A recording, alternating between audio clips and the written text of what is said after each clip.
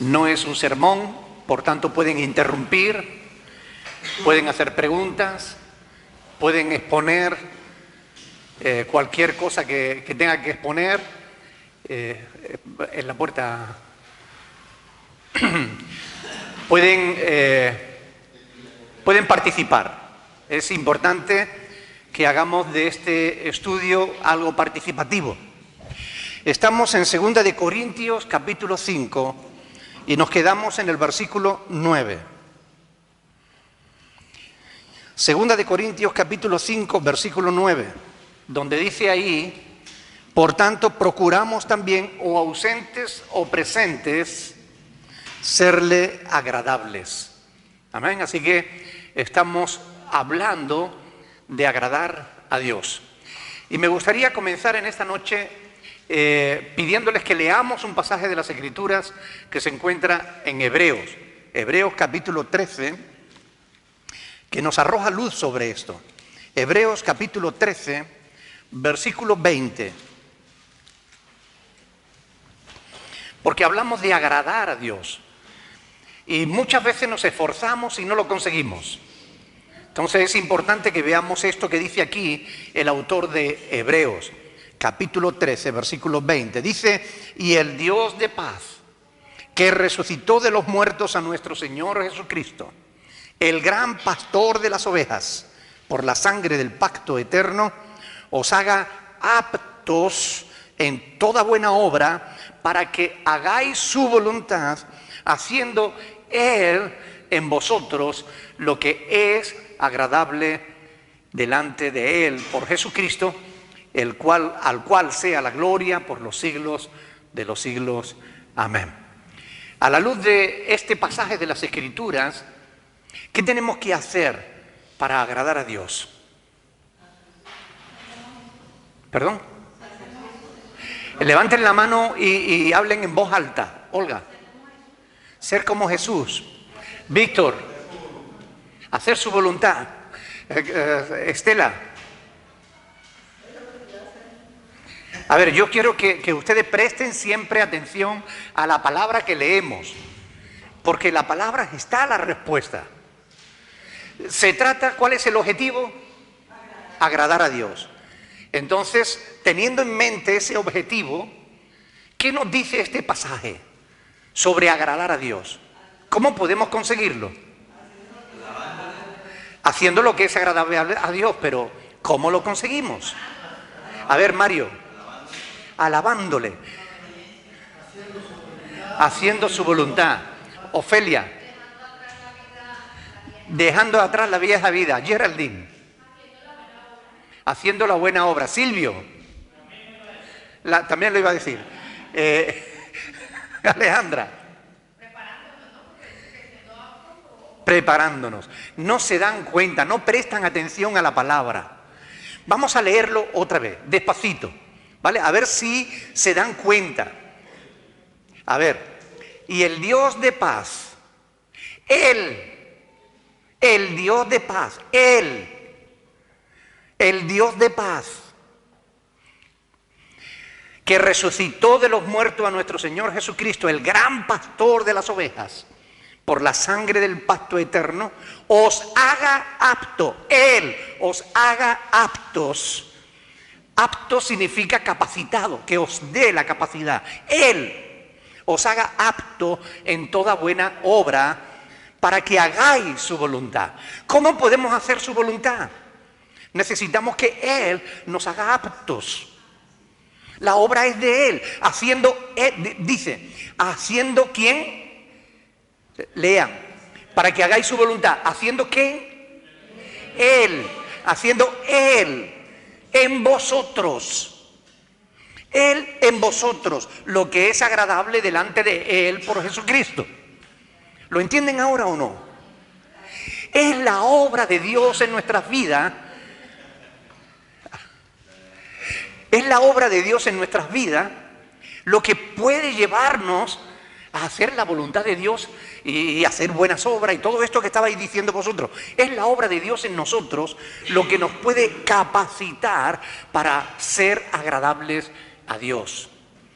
Es la obra de Dios en nuestras vidas. Y yo quiero preguntarles a ustedes, ¿cómo podemos hacer eso? Es decir, ¿cómo conseguimos que Dios nos haga aptos para toda buena obra? ¿Cómo se consigue que Dios sea el que en nosotros, haciendo, que Él haga en nosotros lo que es agradable delante de Él? ¿Cómo es posible? ¿Cómo lo hacemos? ¿Cómo? Entregándonos a Él. Pidiéndole, buscando su presencia, porque necesitamos a Él, le necesitamos a Él, es la obra de Dios. No es en nuestras fuerzas que podemos agradar a Dios. Claro, no es en nuestra fuerza. No es diciendo, yo voy a agradar a Dios. O por lo que yo hago, no es lo que yo hago. Es lo que Dios hace en mí. Lo único que a Dios le agrada es lo que permitimos que Él haga en nosotros. Es la obra de Dios en nosotros. Y esto es muy importante entenderlo, porque nos pasamos media vida cristiana intentando agradar a Dios en la carne. Y la carne no puede agradar a Dios.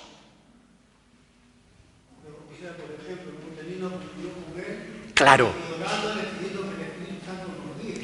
Claro, dejando que Cristo, tenemos al Espíritu de Cristo, hermanos. El Espíritu Santo está en nosotros.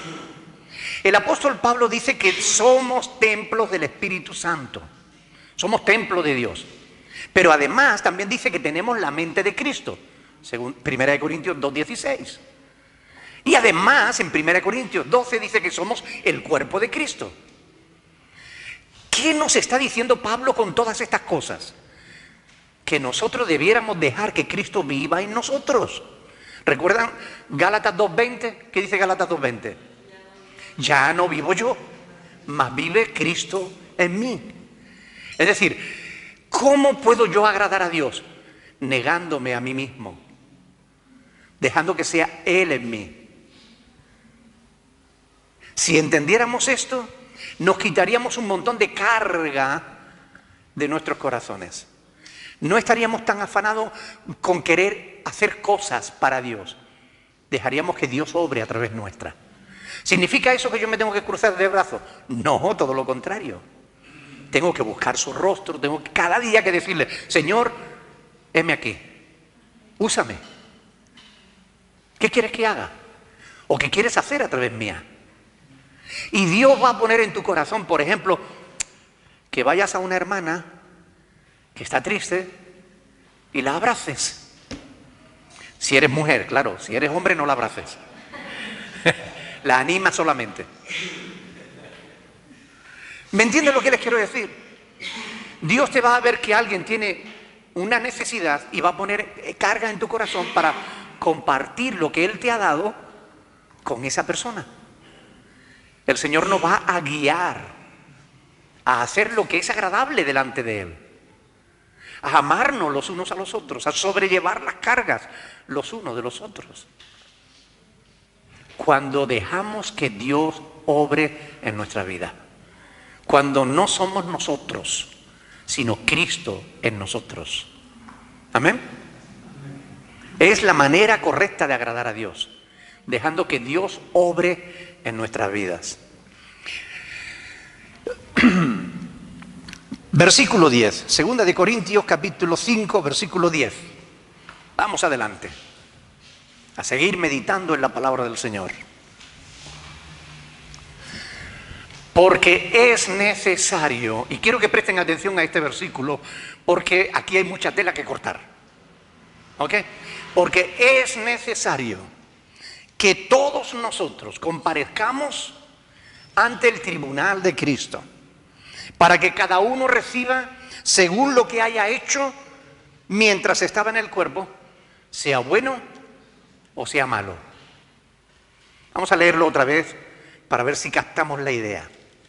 Porque es necesario, dice el apóstol Pablo, que todos nosotros comparezcamos ante el tribunal de Cristo para que cada uno reciba según lo que haya hecho mientras estaba en el cuerpo, sea bueno o sea malo. Amén. Porque es necesario. Pablo dice, porque es necesario. Y yo pregunto, ¿por qué es necesario? ¿No fuimos ya juzgados en la cruz? Si Cristo murió por nuestros pecados, ¿sí o no? ¿Murió Cristo por nuestros pecados? Y es necesario todavía que nos presentemos ante el tribunal de Cristo.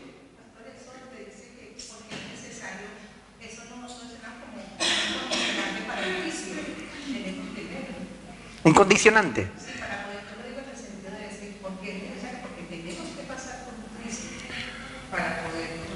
Sí, pero la pregunta es, ¿por qué es necesario? Porque somos pecadores. ¿Pero Cristo no murió por nosotros? Esto es interesante porque hay que pensarlo, ¿vale? Se trata de analizar, pensar, meditar, reflexionar sobre lo que la Biblia dice.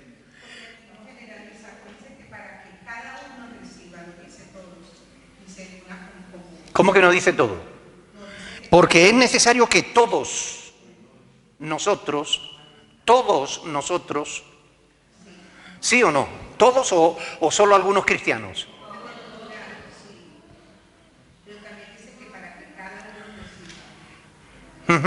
Sí, pero antes de llegar a eso, la afirmación de Pablo es necesario. ¿Por qué? Pregunto yo. Si ya fuimos juzgados en la cruz, si nuestra injusticia fue echada sobre Cristo y la justicia de Cristo fue puesta sobre nosotros, ¿por qué tenemos que pasar por el tribunal de Cristo? Porque todavía estamos en el cuerpo.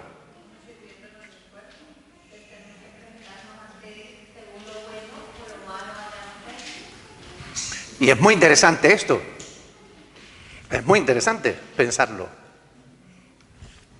La cruz realmente fue un juicio. Allí en la cruz se juzgaron nuestros pecados y fueron puestos sobre Cristo. Y Él pagó por nuestros pecados. ¿Sí o no? Fue así. Ahora,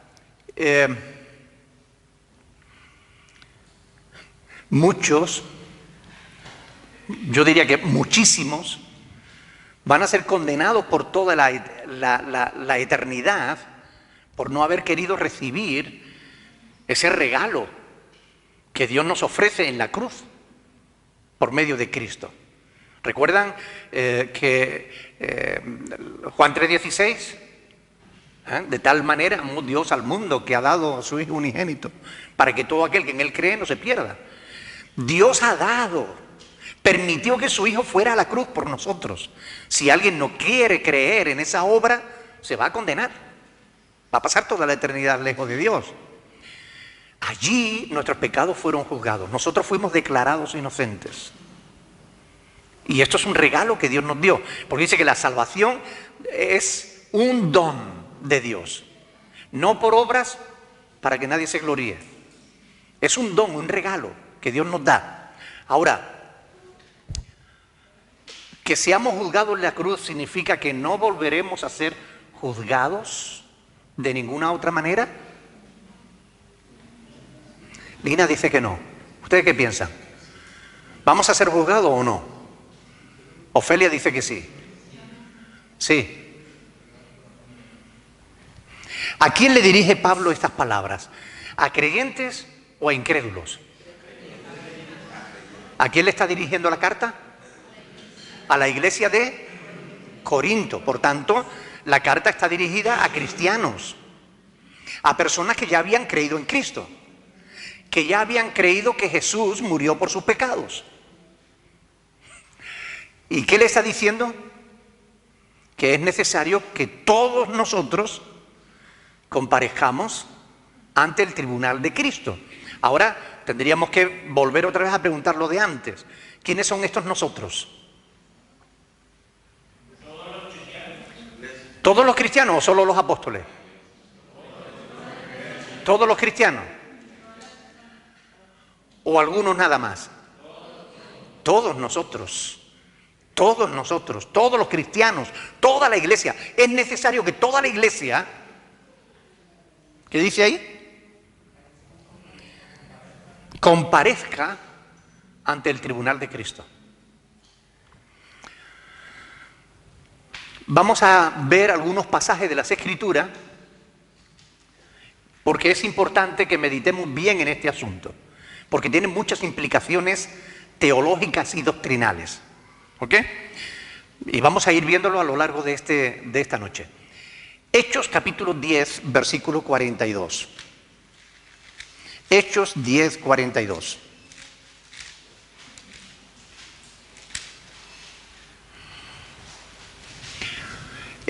Yo quiero que alguien lo lea en voz alta, fuerte, despacio, pero con voz alta.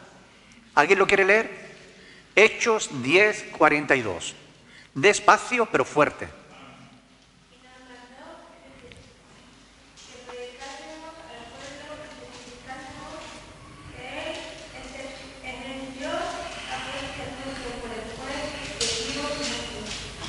Muy bien.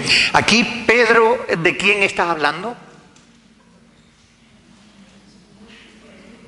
¿De quién está hablando Pedro al decir, y nos mandó que predicásemos al pueblo y testificásemos que Él, de Jesús, Él es el que Dios ha puesto por juez de vivos y muertos? Amén. Ahora, ¿hay algo en este pasaje que indique que los cristianos no compareceremos ante el tribunal? ¿Hay algo que diga que los cristianos no vamos a ser juzgados por Él? ¿Hay algo en este pasaje que lo indique? No. ¿Nosotros que estamos vivos o muertos? Estamos vivos, ¿no?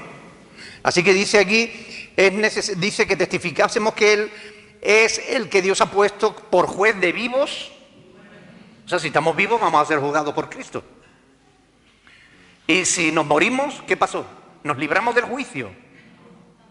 Tampoco nos libramos. Vamos a pasar por el juicio. ¿Y quién nos juzgará? Cristo.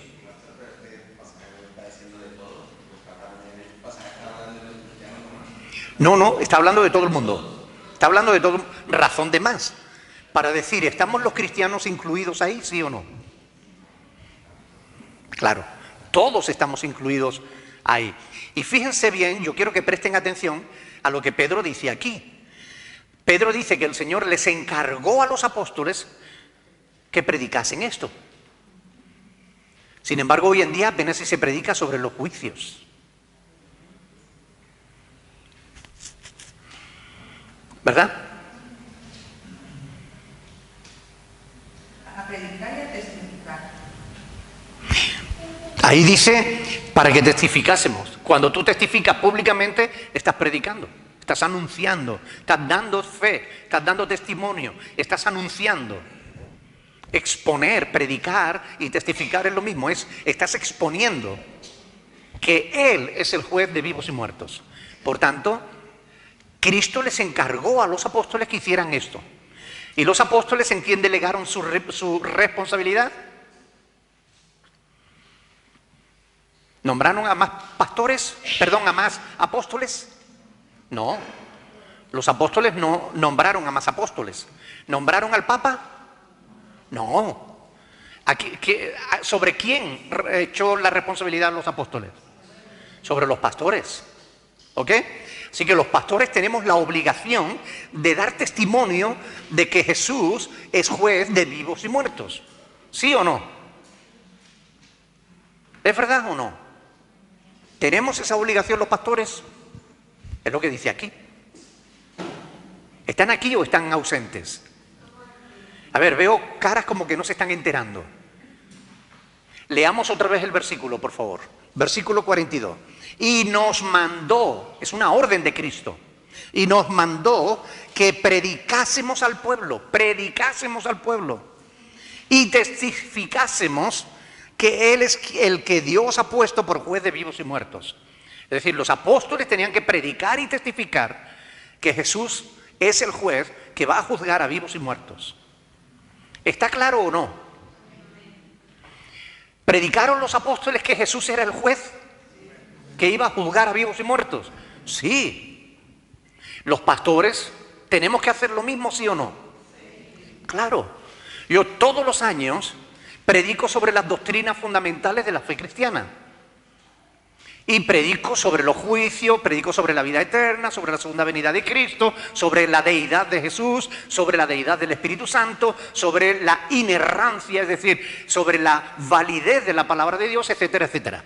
Todos los años. ¿Por qué? Porque tenemos que predicar toda la verdad de Dios.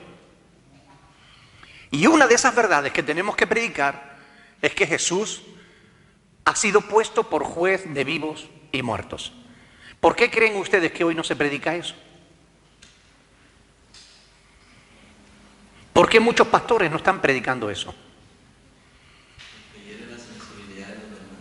Porque hiere la sensibilidad de los demás.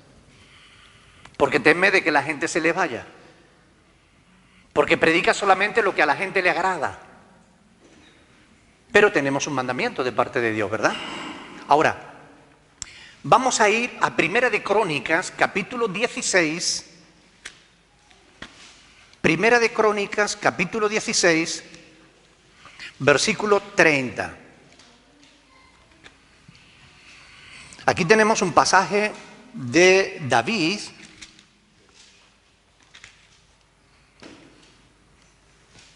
Y en el versículo 30, alguien que lo lea en voz alta.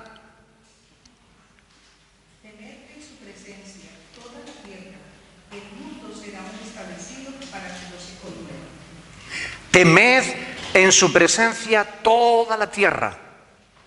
¿Es este el mensaje que hoy se predica en muchas iglesias? No, a Dios no hay que temerle. Dios es bueno. Dios es amor. ¿Verdad? Se predica solamente una parte de la verdad, pero se oculta la otra parte de la verdad. ¿Tiene sentido las palabras de David? ¿Debe temer?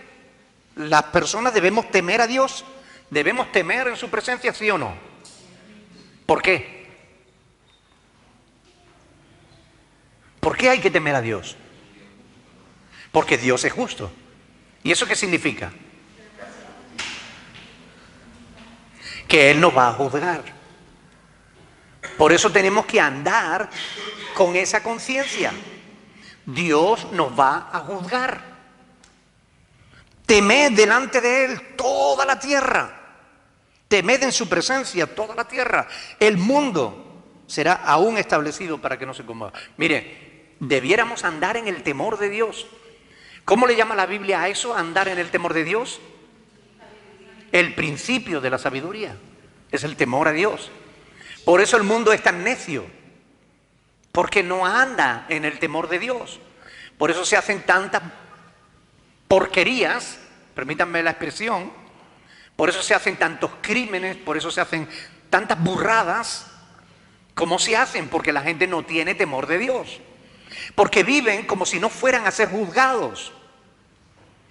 Pero ¿lo serán, sí o no? La palabra dice que sí. ¿Por qué? Salmo capítulo 9, versículo 8. Salmo 9, 8. Tienen sentido estas palabras, sin duda. Salmo 9, 8. ¿Por qué? ¿Qué dice ahí?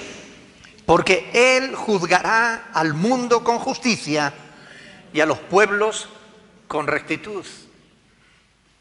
Temed toda la tierra, temed en su presencia toda la tierra, porque Dios juzgará con justicia al mundo con justicia y a los pueblos con rectitud.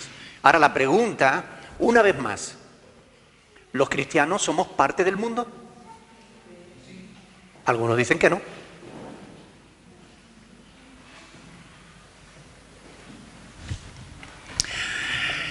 Algunos van a decir que no e incluso te van a presentar argumentos bíblicos. A ver, vayamos a Juan capítulo 17, versículo 14. Aquí Jesús dice que no somos del mundo. Juan capítulo 17, versículo 14.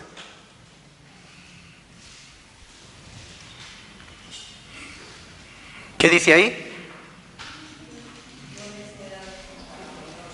Yo les he dado tu palabra y el mundo los aborreció. ¿Por qué? Porque no son del mundo, como tampoco yo soy del mundo, dice Jesús. Así que, ¿somos o no somos del mundo? ¿Perdón? En carne, no en espíritu.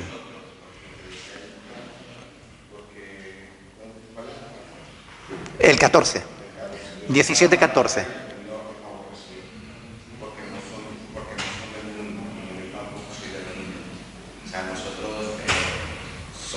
Somos en carne adentro, pero después en espíritu, ¿no? Bueno, es que ahí es donde está el problema. O somos o no somos. Entonces no vamos a ser juzgados, ¿verdad? Pero a ver, dice, si acabamos de leer un pasaje que dice que Dios ha dispuesto su trono para juicio y ha establecido un día en el cual juzgará al mundo con justicia, al mundo, si nosotros no somos el mundo, no somos pero estamos. Ay, cómo se lía. Muy bien, muy bien. Es importante esto, ustedes se dan cuenta, a veces se coge un pasaje, se saca de su contexto y se usa como pretexto. Dime. Yo voy a decir, yo no entiendo porque somos del mundo y pertenecemos al mundo, pero la diferencia es que estamos en el mundo, pero el que cree y el que no cree. O sea, ayer... Pero están cayendo en la trampa y no se están dando cuenta. Yo les voy a decir cuál es la trampa. Cuando les presenten un pasaje que parece decir lo diferente a lo que nos está diciendo toda la Biblia no se contradice. Eso es un principio de la hermenéutica, de la interpretación bíblica. Miren, la Biblia no se contradice. ¿Lo creen o no? No hay ni una sola contradicción en la palabra de Dios. Así que, cuando se nos presenta un pasaje que parece que contradice a otro, lo único que tenemos que hacer es prestarle atención. Fíjense, ustedes no se han dado cuenta, pero yo les he planteado una trampa y ustedes han caído. Así de sencillo. Les he llevado a un pasaje en el que se dice que Dios juzgará al mundo con justicia. Y después les he presentado otro pasaje que dice que nosotros no somos del mundo. Y con este argumento, algunos pretenden demostrar que los cristianos no vamos a ser juzgados, cuando hemos visto un montón de pasajes que nos dicen que sí. ¿Cómo entender entonces este pasaje de que no somos del mundo? Prestémosle atención. ¿De qué está hablando Cristo aquí en Juan 17? ¿Está hablando de juicio? No. ¿Está hablando de carne? No. ¿Está hablando de espíritu? No. ¿De qué está hablando Cristo? Cristo está orando por la iglesia. Dime, Ofelia. Está por medio de la palabra que tenemos que, o sea, la palabra, nosotros... Está rozándolo, pero no llegas. Fíjense, Jesús, si nosotros analizamos el contexto, nos damos cuenta de que Jesús está orando por la iglesia. ¿Vale? ¿Y qué es lo que Jesús está diciéndole? Vamos a ir a los versículos anteriores. Por ejemplo, el versículo 11. Y ya no estoy en el mundo, mas estos están en el mundo. Y yo voy a ti, Padre Santo, a los que me ha dado, que dice, guárdalos en tu nombre, para que sean uno así como nosotros. Cuando estaba con ellos en el mundo, ¿yo qué hacía? Los guardaba en tu nombre, a los que me diste. Y yo los guardé. Ninguno de ellos se perdió, sino el hijo de perdición, para que la escritura se cumpliese. Pero ahora voy a ti. Y hablo esto en el mundo para que tengan mi gozo cumplido en sí mismo. Yo les he dado tu palabra. ¿Y el mundo qué hizo? Los aborreció, porque no son del mundo, como tampoco yo soy del mundo. No ruego que los quites del mundo, sino que ¿qué? ¿De qué está hablando Jesús? De proteger a la iglesia. Aquí no está hablando de juicio, está hablando de proteger a la iglesia. Cristo está orando para que el Padre proteja a los cristianos de los ataques del mundo, porque Él se marchaba y la iglesia iba a seguir siendo perseguida. Ustedes se dan cuenta de que yo no puedo utilizar este pasaje para hablar de los juicios, porque no tiene nada que ver con juicios. ¿Se dan cuenta o no? Pero fíjense que yo cojo un pasaje, le presento otro y parece que estoy presentando un argumento que es válido cuando realmente no lo es. La Escritura debe ser interpretada a la luz de la Escritura. Es un principio básico de la interpretación bíblica. Un pasaje no puede contradecir a un montón de pasajes. Si hemos visto muchos pasajes que nos hablan de que los cristianos también vamos a pasar por el tribunal de Cristo, no podemos tomar un pasaje que no habla de juicio para decir que no vamos a pasar por el juicio. ¿Lo entienden o no? Hay que estar con los ojos abiertos y los oídos bien preparados. Porque lo que yo trato no es de decirle a ustedes lo que ustedes deben creer. Trato de que ustedes descubran por sí mismos cómo estudiar la palabra, para que nadie les engañe. Por eso yo les enseño principios, les enseño normas que hay que tener en cuenta a la hora de interpretar la Escritura, para que sepan defenderse de las falsas doctrinas. Y por eso es por lo que estudiamos, para saber cómo estrujar los textos, cómo entenderlos dentro de su contexto, sin sacarlos de ahí. Saber interpretar correctamente la Escritura es fundamental. Bueno, ustedes me perdonan esta trampa que yo les he trazado, porque simplemente era con ese objetivo de enseñarles que es fácil a veces coger un texto fuera de su contexto y plantearlo como un argumento, cuando en realidad no lo es. ¿Amén? Es importante que se den cuenta de esto. Bien, la Escritura no debe ser interpretada a simple vista. Hay que profundizar en el estudio de la palabra de Dios, porque la Biblia no se escribió para la gente que tiene prisa. La Biblia se escribió para quienes tienen ganas de conocer la verdad. Para los que tienen prisa se escribieron los libros de bolsillo. Esos libros que en su mayoría son libros de autoayuda, que son a los que la gente le gusta, ¿no? Porque la gente de verdad tiene necesidad de ayuda. La Biblia es para quienes les gusta detenerse, estudiar, meditar, volver a leer si no entendió, tomar nota, buscar otros pasajes que hablen del mismo tema, pero que no se salga del tema, sino que estén hablando del mismo tema. Por eso es muy importante. Los que están muy ocupados, esos pasan por encima y fácilmente son engañados. Pero si tú conoces bien la palabra en profundidad, nadie te va a engañar. Bien, yo siempre digo que la Biblia es como un tesoro, ¿no? Hay que escarbar para sacar las perlas, ¿no? Y hay cosas preciosas en la Escritura. Pero ¿quién las disfruta? El que se detiene a escudriñarla. ¿Amén? De acuerdo. ¿Por qué creen ustedes que en muchos grupos no se enseña a estudiar la Biblia?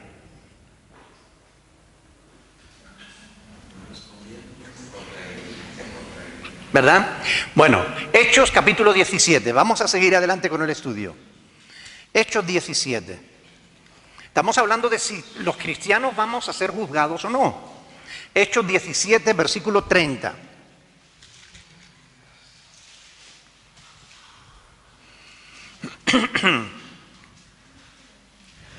Dice, pero Dios, habiendo pasado por alto los tiempos de esta ignorancia, ahora demanda a todos los hombres en todo lugar que se arrepientan, por cuanto ha establecido, esto deberían subrayarlo, por cuanto ha establecido un día en el cual juzgará al mundo con justicia por aquel varón a quien designó, dando fe a todos con haberle levantado de los muertos.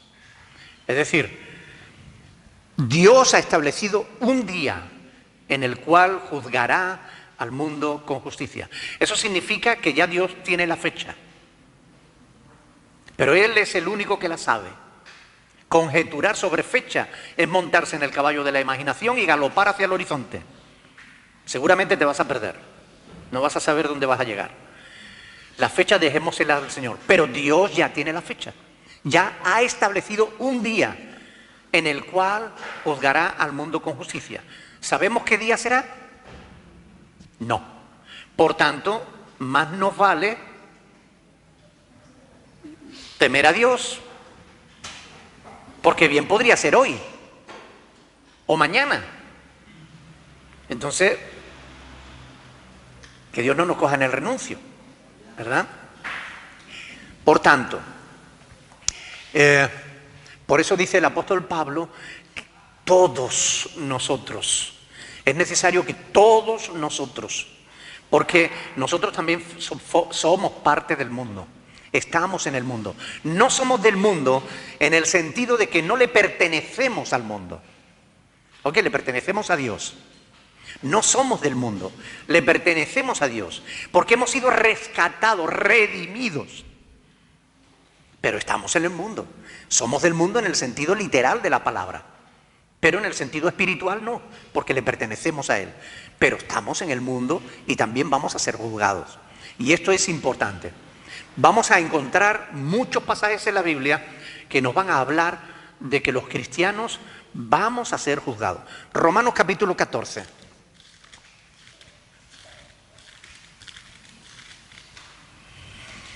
Versículos 10 y 12, del 10 al 12. Aquí Pablo, ¿a quién le está escribiendo? ¿A quién le escribe Pablo esta carta? ¿A los incrédulos o a los creyentes? A los creyentes, a los cristianos de Roma. Y fíjense lo que les dice a los cristianos. Dice, pero tú, ¿por qué juzgas a tu hermano? O tú también, ¿por qué menosprecias a tu hermano?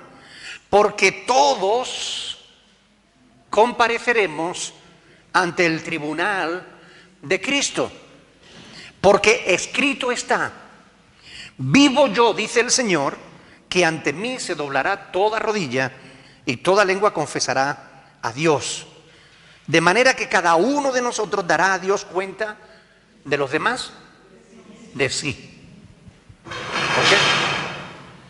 Y esto es importante tenerlo en cuenta, porque dice que este pasaje muchas veces se lo aplicamos nosotros a los incrédulos.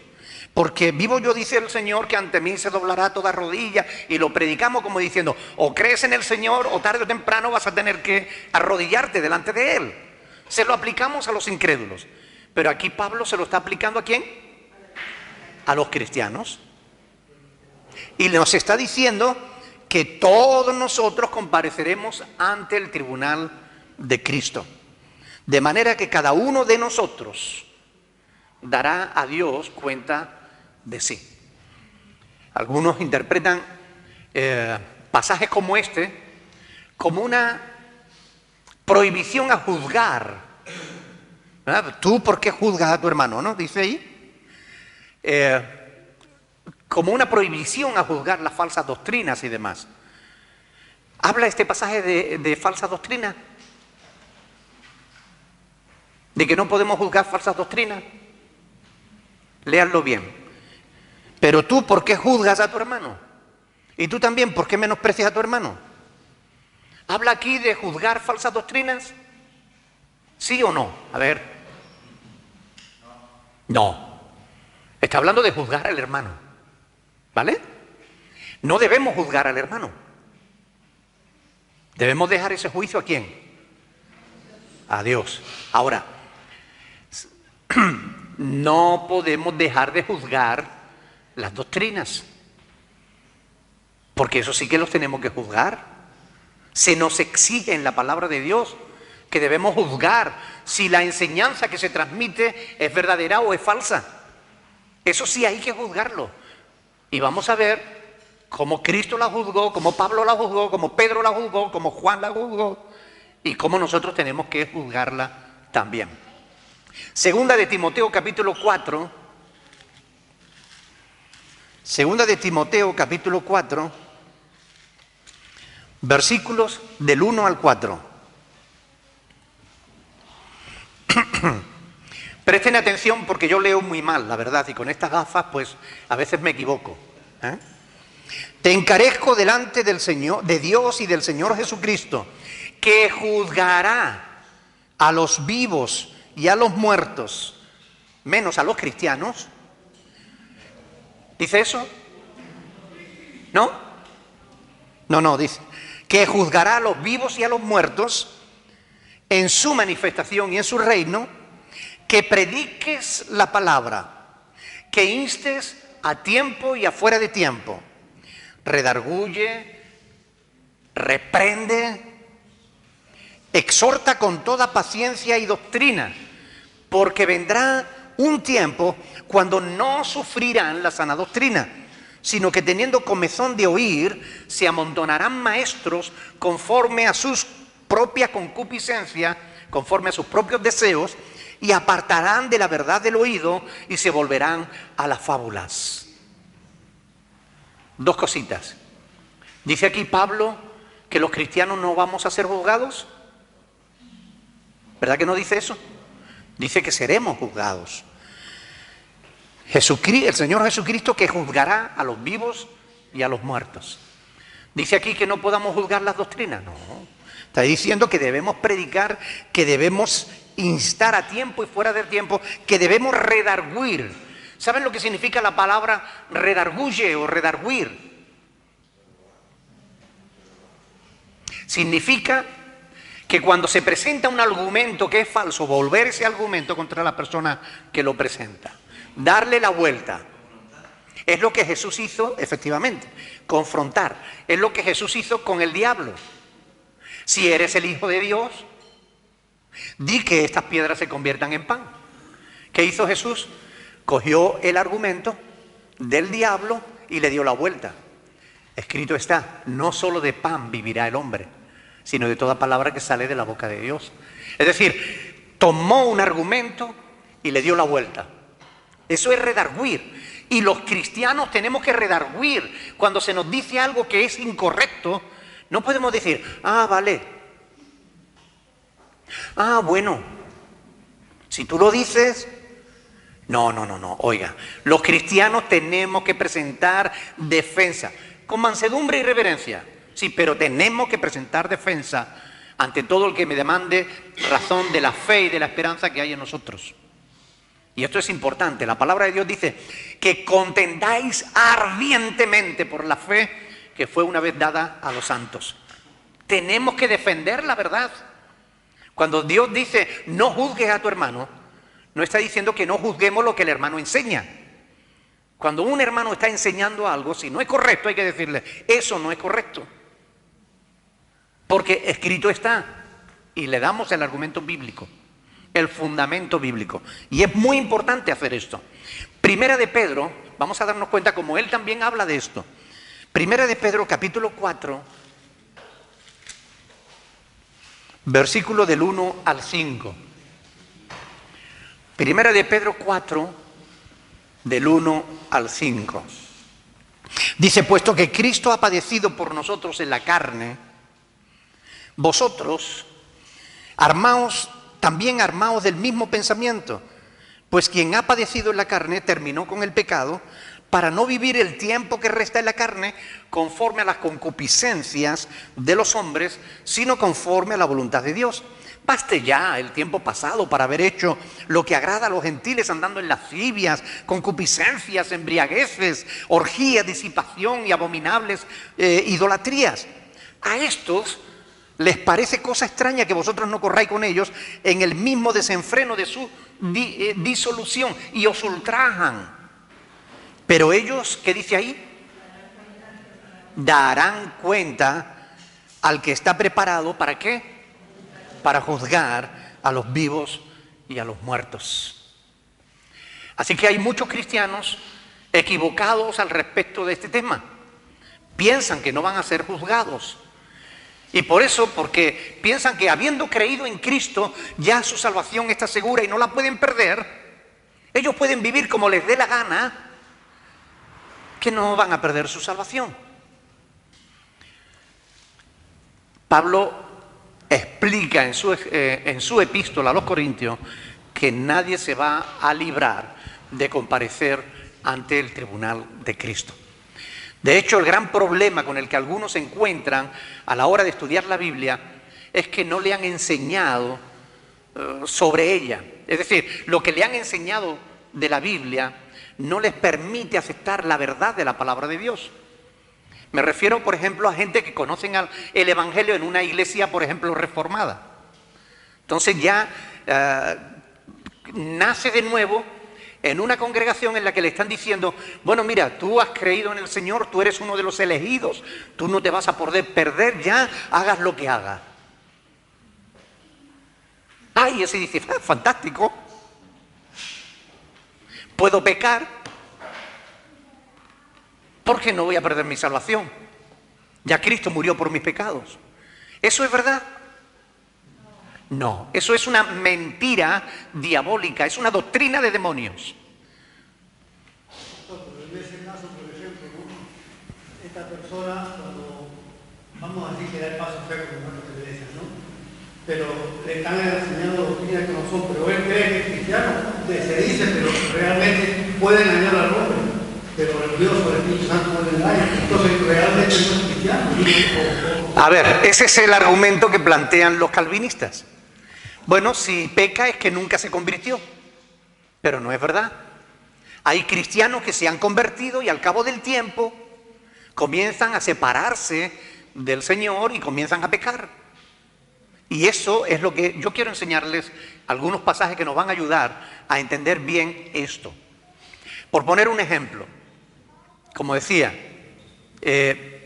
si nosotros enseñamos que una vez que tú crees en Cristo y le abres tu corazón a Jesús, tú has nacido de nuevo, ya eres un cristiano, salvado, justificado, lavado, todo lo que queramos, que ya tú no vas a perder tu salvación, eso muchas veces lleva a muchos creyentes a vivir una vida relajada y en muchos casos va a caer en pecado.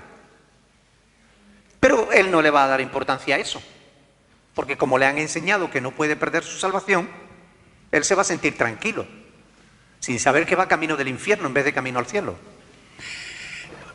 Algunos enseñan que el juicio del que el apóstol Pablo habla en 2 de Corintios 5:10, es decir, de que es necesario que todos comparezcamos ante el tribunal de Cristo, hay quien enseña que ese juicio los creyentes lo pasaremos, pero que ninguno se perderá en ese juicio, sino que ese juicio es solamente para recompensas, para ver cuántas coronas tú vas a recibir. ¿Han oído eso? Yo mismo lo enseñé en un tiempo. Ahora, ¿será así? Vamos a estudiar el texto en profundidad. Apocalipsis capítulo 22. Apocalipsis capítulo 22. Versículo 12. Yo quiero que alguien lo lea en voz alta, despacio, pero en voz alta. He aquí, yo vengo pronto, y mi galardón conmigo, para recompensar a cada uno según sea su obra. Muy bien, gloria a Dios. He aquí, yo vengo pronto y mi galardón, mi premio conmigo, para recompensar a cada uno según sea su obra. ¿Veis? Este texto dice que el juicio en el que vamos a pasar los cristianos es para recompensa, no para ser condenado. Apocalipsis 20:11 dice, y vi un gran trono blanco y al que estaba sentado en él, delante del cual huyeron la tierra y el cielo, y en ningún lugar se encontró para ellos. Y vi a los muertos, grandes y pequeños, de pie ante Dios, y los libros fueron abiertos, y otro libro fue abierto, el cual es el libro de la vida. Y fueron juzgados los muertos por las cosas que estaban escritas en los libros según sus obras. Aquí está hablando del juicio a las naciones. ¿Ok? Ahora, en el juicio del gran trono blanco, es decir, en el tribunal de Cristo, ¿Puede que algún creyente se pierda? ¿Puede que algún creyente sea rechazado? ¿O solamente vamos a recibir premios, recompensas? Bueno, ¿qué significa recompensar a cada uno según sus obras? ¿Significa dar premios a todo el mundo? Y esto es importante. ¿Significa que todos seremos recompensados? Sí, todos seremos recompensados, pero cada uno según sus obras. Vamos a ver qué significa recompensa en la Biblia. Mateo capítulo 6, versículo 2. Mateo 6, 2. Vamos a leerlo desde el versículo 1. Fíjense bien, yo quiero que presten atención, porque aquí se habla de dar recompensas. Guardaos de hacer vuestra justicia delante de los hombres para ser vistos de ellos. De otra manera, no tendréis recompensa de vuestro Padre que está en los cielos. Cuando pues des limosna, no hagas tocar trompeta delante de ti, como hacen ¿quiénes? Los hipócritas en las sinagogas y en las calles, para ser alabados de los hombres. De cierto os digo que ya tienen su recompensa. Bueno, aquí dice que hasta los hipócritas van a tener su recompensa. ¿Sí o no? Sí, señor. Ahora, ¿está hablando de coronas? ¿Está hablando de perlas en la corona? ¿Verdad que no? Recompensa en la Biblia no siempre significa cosas buenas, sino que a cada uno le será dado según lo que haya hecho, sea bueno o sea malo. Si ha hecho lo bueno, se le recompensará bien. Si ha hecho lo malo, se le recompensará ¿con qué? ¿Con bien? ¿Con regalos? ¿Con premios? ¿Con mal? Y esto es una verdad bíblica. Por tanto, Mateo 6, 16 dice: cuando ayunéis, no seáis austeros como los hipócritas, porque ellos demudan su rostro para mostrar a los hombres que ayunan. De cierto os digo que ya tienen su recompensa. Es decir, tienen su recompensa, pero creo que no les va a gustar. ¿No creen? Es una recompensa que no les va a agradar. La palabra recompensa en estos pasajes ¿es algo bueno o malo? Cuando dice el Señor, de cierto digo que ya tienen su recompensa, ¿quiere decir que les va a dar algún premio? No. Quiere decir que se preparen. Claro. Y esto es importante tenerlo en cuenta. Al malo, Dios no lo premia, sino al que es bueno. El problema es que algunos, como digo, sacan los textos de su contexto para enseñar que los cristianos no seremos juzgados, o que si lo somos, lo vamos a hacer solamente para recibir premios. Pero no es esto lo que enseña la palabra de Dios. Hay pasajes muy claros que parecen decir eso, pero que bien estudiados, a la luz del contexto de la palabra, nos damos cuenta de que están siendo mal usados. No, adelante. ¿Qué premio usted pretendía creer que iba a recibir aparte de la salvación o de la salvación? Bueno, cuando la palabra dice que el Señor viene con su galardón para premiar al que... No sabemos. El apóstol Pablo dice que cosas que ojo no vio ni han subido a la imaginación del hombre son las que Dios nos tiene preparadas allí en el cielo. Por tanto, no sabemos. Pero sí, Cristo habla de recompensas. No podemos negarlo.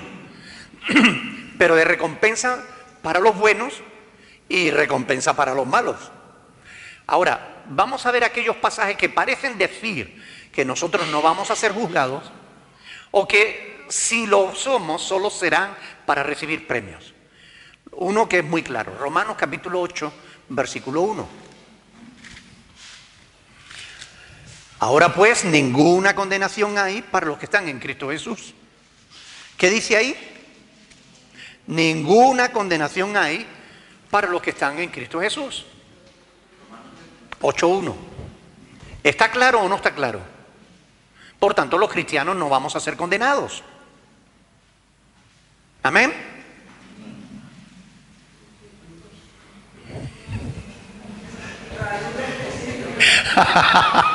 Ustedes me perdonan, pero yo les estoy pillando, les estoy tratando de enseñar a que se fijen bien, lean los contextos de los textos. A ver, Estela dice que hay un requisito. Seguimos leyendo el pasaje. Ninguna condenación hay para los que están en Cristo Jesús. Los que no andan conforme a la carne, sino conforme al Espíritu. Así que la cuestión es, ¿y si un cristiano anda conforme a la carne y no conforme al Espíritu? ¿Habrá condenación para él, sí o no? No sé qué dijo. A la paella dijo. La cuestión es, aquí dice ninguna condenación hay para los que están en Cristo Jesús. Pero no podemos aislar esto de lo que sigue diciendo. Es decir, los que no andan conforme a la carne, sino conforme al Espíritu. Y ahora yo, estudiando el pasaje, le pregunto al pasaje, bueno, ¿y si alguien, siendo cristiano, anda conforme a la carne y no conforme al Espíritu? Porque, escúchenme bien, los calvinistas van a decir que eso no es posible, que un cristiano no puede andar en la carne, que un cristiano solo anda en el Espíritu. La pregunta es, ¿puede un cristiano andar en la carne, sí o no? Desgraciadamente sí, y tenemos muchísimos pasajes que lo indican.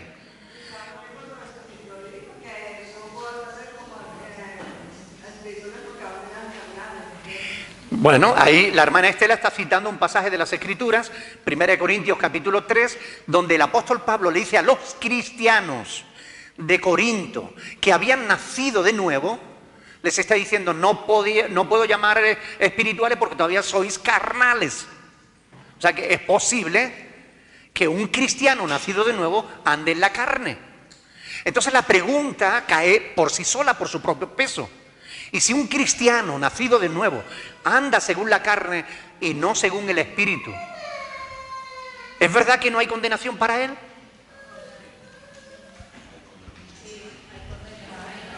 Claro que la hay. Claro que la hay. Y vamos a abundar todavía más en esto. Si un cristiano no pudiera andar en la carne, ¿por qué el apóstol Pablo le dice a los de Galacia, a los cristianos de Galacia, a los Gálatas, le dice, vamos a ir, Gálatas capítulo 5, fíjense lo que le dice ahí Pablo, versículo 16.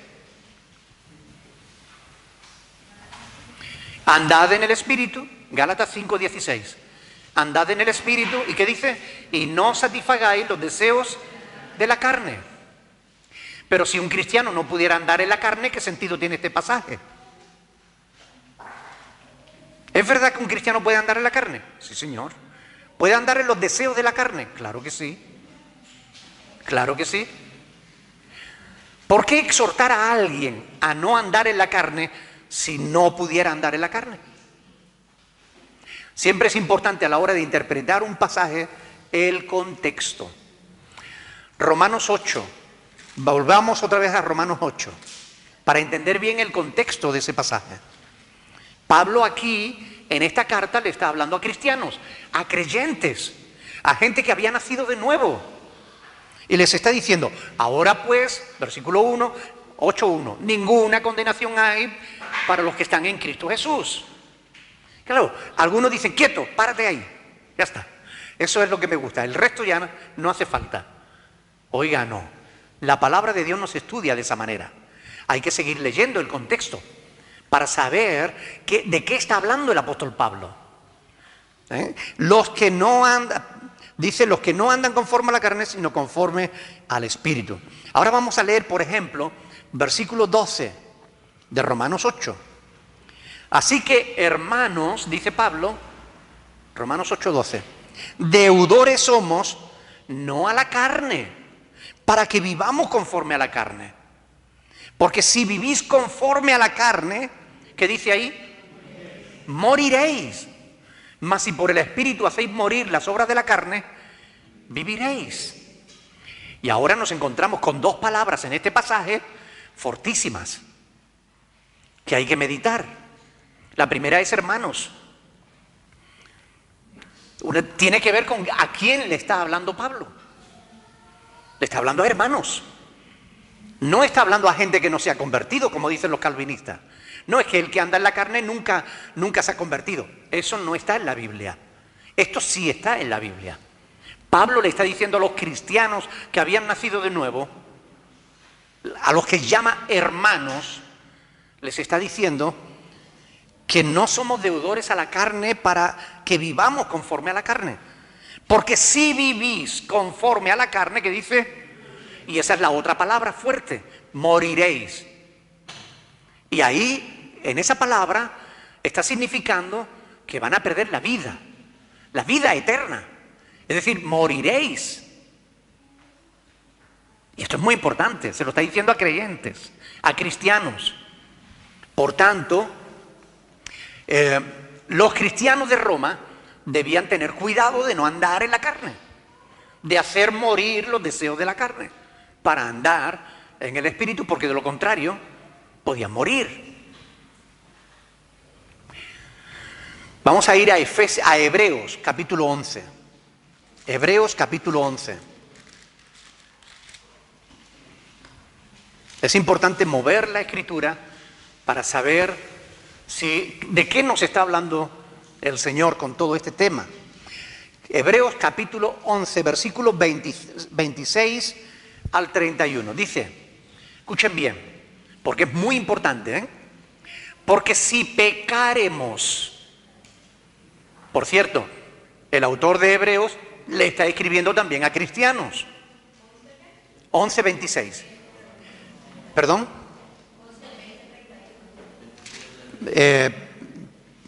A ver, un segundito. 10:26. 10:26. 10:26. Sí, es que me he equivocado en la cita. Es 10:26. Perdón por el error. 10:26. Dice, porque si pecaremos voluntariamente, después de haber recibido, escuchen bien, el conocimiento de la verdad, ya no quedan más sacrificios por los pecados, sino una horrenda expectación de ¿qué? De juicio y de hervor de fuego que ha de devorar a los adversarios. Y ahora pone un paralelo. El que viola la ley de Moisés por el testimonio de 2 o 3 testigos, ¿qué pasaba? Moría irremisiblemente. Y pregunta, ¿cuánto mayor castigo pensáis que merecerá el que pisoteare al Hijo de Dios y tuviere por inmunda la sangre del pacto, en la cual fue ¿qué? Santificado? No está hablando de alguien que no ha sido santificado. Está hablando de alguien que es santificado, pero pisotea el nombre de Cristo. E hiciere afrenta al Espíritu de gracia. Pues conocemos al que dijo, mía es la venganza, yo daré el pago, dice el Señor. Y otra vez, el Señor juzgará, ¿a quién? ¿A los incrédulos? A su pueblo. Horrenda cosa es caer en las manos del Dios vivo. Por tanto, 2 cosas importantes. Podemos ser cristianos y caer en las manos del Dios vivo. Porque vamos a ser juzgados.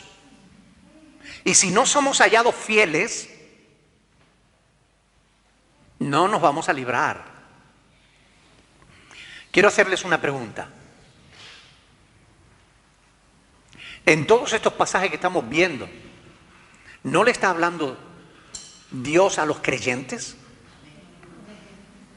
No es a los incrédulos. Estamos viendo pasajes donde se les habla a los cristianos.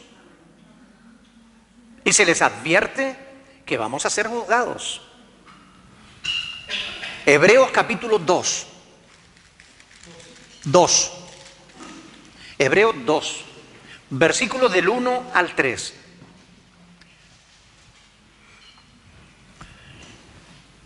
Fíjense lo que dice aquí. Dice, por tanto,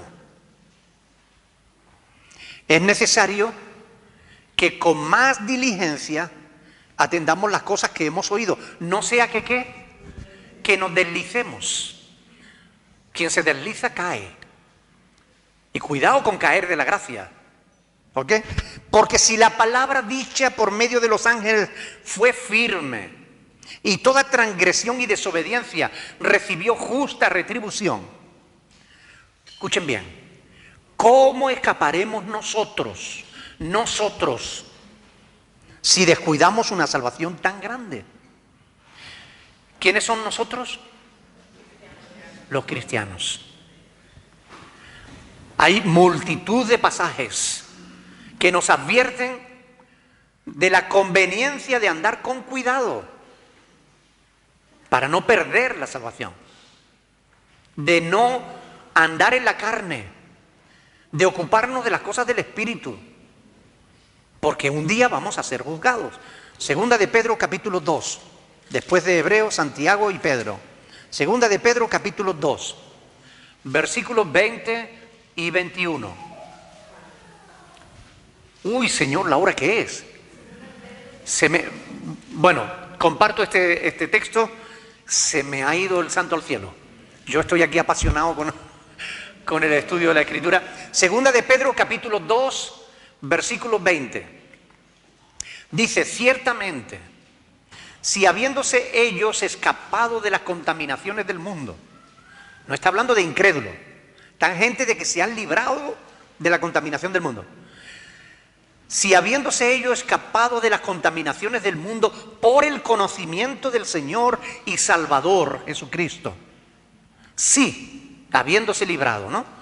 Enredándose otra vez en ellas, son vencidos, su postrer estado viene a ser peor que el primero. Porque mejor les hubiera sido no haber conocido el camino de la justicia, que después de haberlo conocido, volverse atrás del santo mandamiento que le fue dado. Bueno, este es otro de esos pasajes que quienes no creen que los cristianos puedan perder la salvación tuercen porque no encaja con sus doctrinas. Ahora, para ayudarle a reflexionar sobre estas palabras, ¿cuál era nuestro estado antes de alcanzar el conocimiento de Cristo? ¿Éramos salvos o estábamos condenados? Estábamos condenados. Y si después de haber conocido a Cristo volvemos atrás del santo mandamiento, dice, nuestro estado posterior será peor que el primero. Si antes estábamos condenados y posterior. Si nuestro posterior estado va a ser peor que el primero, si antes estábamos condenados, quien se vuelve atrás del santo mandamiento está peor que condenado. El castigo será mayor. Porque tenía conocimiento del Señor y no lo tuvo en cuenta. ¿Entienden por qué es importante? ¿Por qué dice mejor le hubiera sido no haberlo conocido? ¿Verdad? Bueno, pues lo dejamos aquí. Porque este tema da para mucho más, pero no tenemos tiempo, se nos ha ido el tiempo. Ahora bien, miren, la próxima semana, si Dios quiere, vamos a seguir tratando de este tema y vamos a ver otros pasajes, no ya del apóstol Pablo, del apóstol Pedro, no. Pasajes en los que Jesús mismo habla de estas cuestiones. Y va a ser muy interesante. Por favor, estudien bien 2 de Corintios capítulo 5, versículo 10. Y todo lo relacionado con ese pasaje. Amén. Estamos estudiando sobre los juicios. Vamos a ponernos de pie y vamos a orar al Señor.